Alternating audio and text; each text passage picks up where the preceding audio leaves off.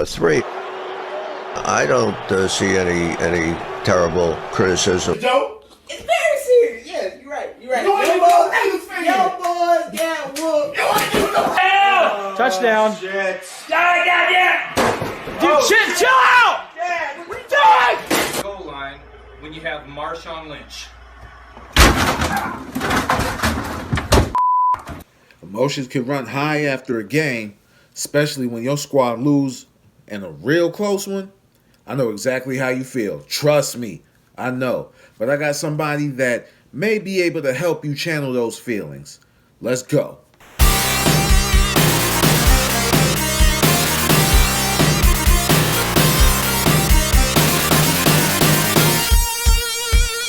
Welcome to a special edition of the Sports Minute. We are 1 week away from Super Bowl 56. Next Sunday evening, I should say.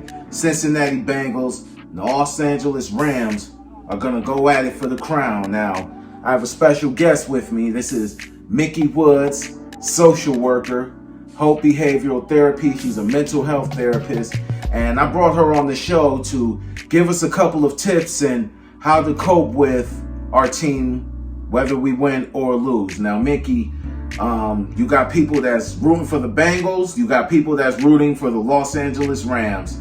Now, you know we love our teams. You from Cleveland. You love your Browns, and you dealt with a lot of pain. I'm a Falcons fan. We dealt with this worst type of pain. There is nothing worse than blowing a 25-point lead in the Super Bowl, and it took me a minute to get over that. I'm still not over it, honestly. So my first question to you would be, what are some tips to help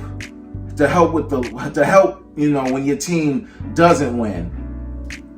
So I would say the first thing I would do is take a social media break, because we know how social media impacts football. Right.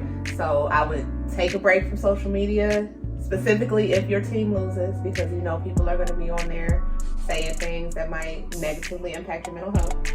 Right. Maybe take a few days off, however long you need, but take some time off to really reflect. Think about how far your team has come to even be in the Super Bowl, and then recap the year and get ready for next season. I think that's a dope tip, because for me, like, as soon as the Falcons blew it, like, I just saw joke after joke after joke, and I just, if there was a boxing ring nearby, I just wanted to grab gloves and just box everybody that had something to say, and I had to stop. I stayed off social media for a couple of days, and I had to stop, and I had to realize, you know what? That's just what comes with being a sports fan. So I think I was able to process it, and that's how I was able to get through it. So how, like, being a Browns fan, and I know the Browns have been the laughing stock of the NFL for a long time before last season.